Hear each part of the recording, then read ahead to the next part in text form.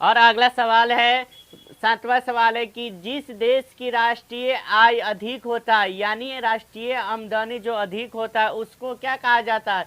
तो विकसित देश कहा जाता है, यानी धनिक देश कहा जाता है। ठीक है। उसके बाद जिस देश की राष्ट्रीय आय कम होता है तो उसको अविकसित देश या विकासशील देश कहा जाता है। जैसे कि अगर कोई आदमी धनिक है या कोई देश धनिक पहले से है और उसका जो आमदनी आ रहा है वो बचत में आ रहा है, तो वो हो जाएगा विकसित देश हो जाएगा। और जिसका जो देश है या जो आदमी हो जिसका आमदनी पहले से ही कम हो, यानी कर्ज में डूबा हो और वो कमाएगा तो वो कर्ज ही सधाएगा, तो उसको बोलेंगे विकासशील देश। ठीक है। यानी जो धनिक देश है उसको बोलते हैं विकसित देश, और जो गरीब देश है जो अमीर बनने के धनिक बनने का कोशिश कर रहा है उसको बोलते हैं विकासशील या अविकसित देश कहते हैं। इसी तरह से आता है राष्ट्रीय आय को किसी देश की संख्या से, राष्ट्रीय आय को देश की